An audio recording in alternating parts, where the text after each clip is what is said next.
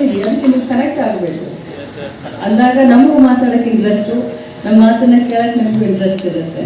So ಅದಕ್ಕೆ ನಾನು ಮೊದಲು ಮೈಕ್ ಸರಿ ಮಾಡಿಸ್ತೀನಿ, ಪೋಡಿಯಂ ಸರಿ ಮಾಡಿಸ್ತೀನಿ, ನಾನು ನಿಮ್ಮನ್ನು ನೋಡೋಕ್ಕಾಗುತ್ತಾ ಇಲ್ಲ ನೋಡ್ತೀನಿ ಅಂತ ಐ ಸ್ಟಾರ್ಟ್ ಮೈ ಸ್ಪೀಚ್. ಬಹಳ ಸಂತೋಷದಿಂದ ಈ ಒಂದು ಕಾರ್ಯಕ್ರಮಕ್ಕೆ ಬಂದಿದ್ದೇನೆ. ನಾನು ಇವತ್ತು ನಂದು ಚೆನ್ನೈನಲ್ಲಿ ಮೀಟಿಂಗ್ ಇತ್ತು. ನಾನು ತಮಿಳುನಾಡು ಇಲೆಕ್ಷನ್ನ ಪ್ರಭಾರಿಯಾಗಿದ್ದೀನಿ ಕಾಂಗ್ರೆಸ್ ಪಕ್ಷದಿಂದ. ಸೊ ತಮಿಳುನಾಡು ಇಲೆಕ್ಷನ್ ಇನ್ಚಾರ್ಜ್ ಇರೋದ್ರಿಂದ ನಾನು ಹೋಗಲೇಬೇಕಾಗಿತ್ತು. ಆದರೆ ಕಡ್ಲಿಯವರು, ಶೆಟ್ಟಿಯವರು ಬಹಳಷ್ಟು ನನಗೆ ಬರಲೇಬೇಕು. ಯಾಕಂತಂದರೆ ವಿದ್ಯಾರ್ಥಿನಿಯರು ಜಾಸ್ತಿ ಇರ್ತಾರೆ.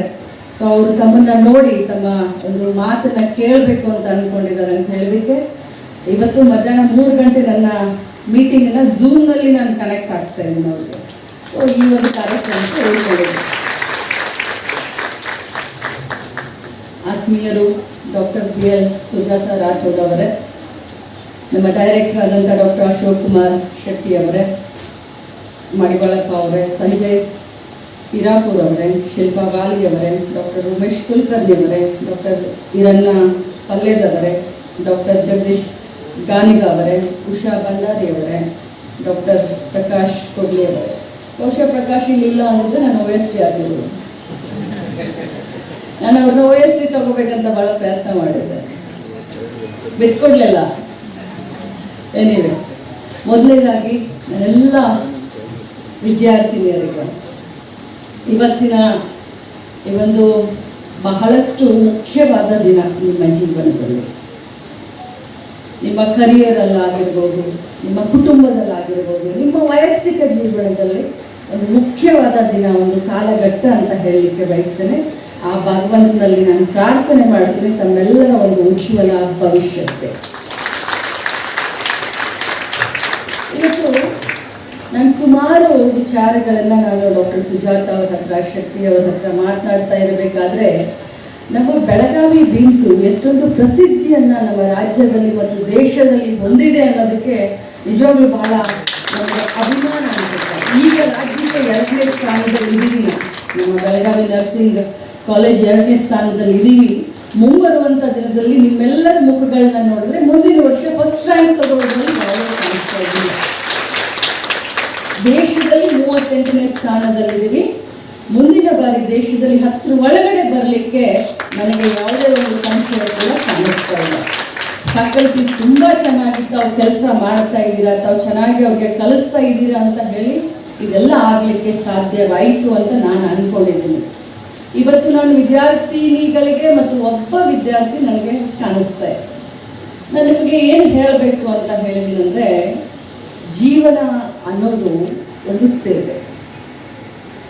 ಹುಟ್ಟಿದಾಗಿಂದ ಸಾಯುವವರೆಗೆ ನಿಸ್ವಾರ್ಥತೆಯಿಂದ, ನಾನಂತೂ ಹಂಗೆ ಮಾಡ್ತೀನಪ್ಪ, ನಾನು ನಿಸ್ವಾರ್ಥ ಸೇವೆಯನ್ನು ನಾನು ಮಾಡ್ತೀನಿ. ರಾಜಕಾರಣದಲ್ಲಿ ಇದ್ದೀನಿ, ಆದರೆ ರಾಜಕಾರಣ ಮಾಡೋದು ಇಲೆಕ್ಷನ್ ಬಂದಂಥ 3 ತಿಂಗಳು ಮಾತ್ರ, ಬರೀ 3 ತಿಂಗಳು. 3 ತಿಂಗಳು ಆದಮೇಲೆ ನನ್ನ ಮನಸ್ಸಿನಲ್ಲಿ ಏನೂ ಕಲ್ಮಶ ಇರೋದಿಲ್ಲ, ಏನೂ ಜಲಸ ಇರೋದಿಲ್ಲ, ಏನೂ ವೈರತ್ವ ಇರೋದಿಲ್ಲ, ಬರೀ ನಿಷ್ಕಲ್ಮಶವಾದಂಥ ಒಂದು ಸೇವೆ. ಹಾಗೆ ನಿಮ್ಮನ್ನು ನಾವು ಎಷ್ಟು ಹೊಗಳಿದ್ರು ಕೂಡ, ನರ್ಸ್ಗಳನ್ನು, ಬ್ರದರ್ಗಳನ್ನು ನಾವು ಎಷ್ಟು ಹೊಗಳಿದ್ರು ಕೂಡ ಅದು ಕಡಿಮೆ.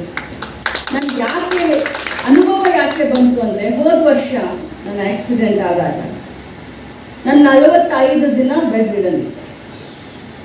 ಆ ಸಂದರ್ಭದಲ್ಲಿ ನಮ್ಮ ಡಾಕ್ಟರ್ ರವಿ ಪಾಟೀಲ್ ಅವರು ನನ್ನನ್ನು ಭಾಳ ಚೆನ್ನಾಗಿ ನೋಡಿಕೊಂಡು ಬೆಳಗ್ಗೆ ಒಂದು ರೌಂಡ್ ಬರ್ತಾಯಿದ್ರು, ಸಾಯಂಕಾಲ ಬರ್ತಾಯಿದ್ರು, ರಾತ್ರಿ ಬರ್ತಾಯಿದ್ರು. ಬಟ್ ನನ್ನ ಜೊತೆ ದಿನದ 24 ಗಂಟೆ ಕಾಲ ಕಳೆದವ್ರು ಯಾರಾದರೂ ಇದೆ? ನಾನು ಬಹಳಷ್ಟು ಭಯದಲ್ಲಿದ್ದೆ. ನನಗೆಲ್ಲರೂ ಕಿತ್ತೂರು ರಾಣಿ ಚೆನ್ನಮ್ಮ ಅಂತ ಹೇಳ್ತಾರೆ, ಬಟ್ ನಾನು ಆ ಒಂದು ಕಡವನ್ನು ಕಟ್ಟಿ ವಾಪಸ್ ಬಂದಿದ್ದೆ. ಹೇಗಿರುತ್ತೆ ಅಪ್ಪ ಮರಣ ಅನ್ನೋದನ್ನ ನೋಡಿ ವಾಪಸ್ ಬಂದಿದ್ದೆ. ಸೊ ನನಗೆ ರಾತ್ರಿ ಎಲ್ಲ ನಿದ್ದೆ ಹತ್ತಾ ಇರಲಿಲ್ಲ. ರಾತ್ರಿ ಕಣ್ಣು ಮುಚ್ಚಿದ್ರೆ ಸಾಕು, ಬರೀ ಅದು ಆಕ್ಸಿಡೆಂಟ್ ಸೀನ್ ಅಂತ ಅದನ್ನು ನಮ್ಮ ಬ್ಯಾಕ್ ಆಫ್ ಮೈಂಡ್, ನಮಗೆ ಅದು ಒಂಥರ ಸೈಕಾಲಜಿ ಇರುತ್ತೆ. ಅದು ನಾನು ಅದಕ್ಕೆ ಕೌನ್ಸಿಲಿಂಗ್ ಕೂಡ ತಗೊಂಡು ಅದೆಲ್ಲ ಹೋಗಬೇಕು ಅಂತಂದಾಗ, ಅವಾಗ ದಿನದ 24 ಗಂಟೆ ನನ್ನ ಜೊತೆ, ಅವ್ರ ಹೆಸರು ನನಗೆ ಇನ್ನೂ ನೆನಪಿಲ್ಲ, ಬಟ್ ನಾನು ಹೇಳ್ತೀನಿ ಅವ್ರು ಮಾಡಿದಂಥ ಕೆಲಸ ನನ್ನ ಮುಖದಲ್ಲಿ ಮಂದಹಾಸ ಬರಲಿಕ್ಕೆ, ನನಗೆ ಧೈರ್ಯ ತುಂಬಲಿಕ್ಕೆ, ನಾವಿದೀವಿ ಅಂತ ಹೇಳಿ ಒಬ್ರು ತಲೆ ಹಿಡಿದ್ರೆ ಒಬ್ರು ಕೈಯನ್ನ ಹೀಗೆ ಮಾಡ್ತಾ ಇದ್ರು, ಒಬ್ರು ಇನ್ನೊಬ್ರು ಬಂದು ಎಷ್ಟು ಚೆನ್ನಾಗಿ ಕಾಣಿಸ್ತಾ ಇದ್ರು ಅಂತ ಹೀಗೆ ಮಾಡ್ತಾ ಇದ್ರು. ಒಬ್ಬ ತಂಗಿಯಾಗಿ, ಒಬ್ಬ ಅಕ್ಕ ಆಗಿ, ಒಬ್ಬ ತಾಯಿಯಾಗಿ, ಒಬ್ಬ ಗೆಳತಿಯಾಗಿ, ಒಬ್ಬ ತಮ್ಮ ಆಗಿ, ಒಬ್ಬ ಅಣ್ಣ ಆಗಿ ನೀವು ಮಾಡುವಂತ ಸೇವೆಗೆ ನಾವು ಬೆಲೆ ಕಟ್ಟಲಿಕ್ಕೆ ಸಾಧ್ಯ ಇಲ್ಲ. ಹೃದಯದಿಂದ ತಮ್ಮೆಲ್ಲರಿಗೂ ಒಂದು ಧನ್ಯವಾದವನ್ನ ಹೇಳಲಿಕ್ಕೆ ಆ ರೋಗಿ ಮುಖದಲ್ಲಿ ಒಂದು ಧೈರ್ಯ ಬರಬೇಕು ಅಂತ ಬರೀ ನೀವು ರೋಗಿನ ಟ್ರೀಟ್ ಮಾಡ್ತೀರಿ ಅಂತ ತಿಳ್ಕೊಳ್ಬೇಡಿ. ಇಡೀ ಕುಟುಂಬದ ಮನೋಬಲವನ್ನ ಧೈರ್ಯ ತುಂಬುವಂತವ್ರೆ ಮೊದಲು ನೀವು, ಆಮೇಲೆ ಡಾಕ್ಟರ್. ಡಾಕ್ಟರ್ಗಳನ್ನ ಕೇಳಲಿಕ್ಕೆ ಭಯ ಪಡ್ತಾರೆ. ಪೇರೆಂಟ್ಸ್ ಆಗಲಿ ಅಥವಾ ರೋಗಿಗಳ ಜೊತೆಯಲ್ಲಿ ಇದ್ದವರು ಡಾಕ್ಟರ್ನ ಕೇಳಕ್ಕೆ ಸ್ವಲ್ಪ ಭಯ ಪಡ್ತಾರೆ.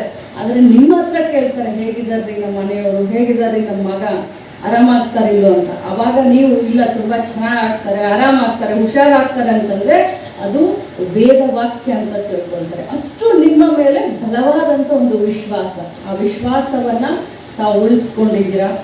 ತಮ್ಮ ಭವಿಷ್ಯದ ಬಗ್ಗೆ ನಾನು ಮಾತನಾಡ್ತಾ ಇದ್ದೀನಿ.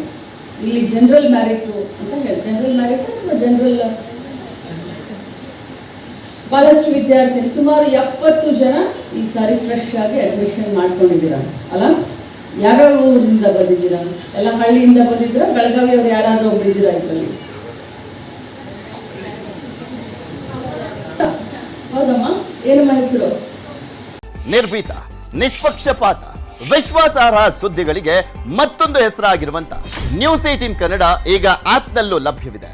ದಯವಿಟ್ಟು ಇಲ್ಲಿರುವ QR ಕೋಡ್ ಅನ್ನ ಸ್ಕ್ಯಾನ್ ಮಾಡಿಕೊಂಡು ಆಪ್ ಅನ್ನ ಡೌನ್ಲೋಡ್ ಮಾಡೋದಕ್ಕೆ ಮರಿಬೇಡಿ. ನಿಮ್ಮ ಬೆಂಬಲ ಹೀಗೆ ಸದಾ ನಮ್ಮೊಂದಿಗಿರಲಿ. ಧನ್ಯವಾದ.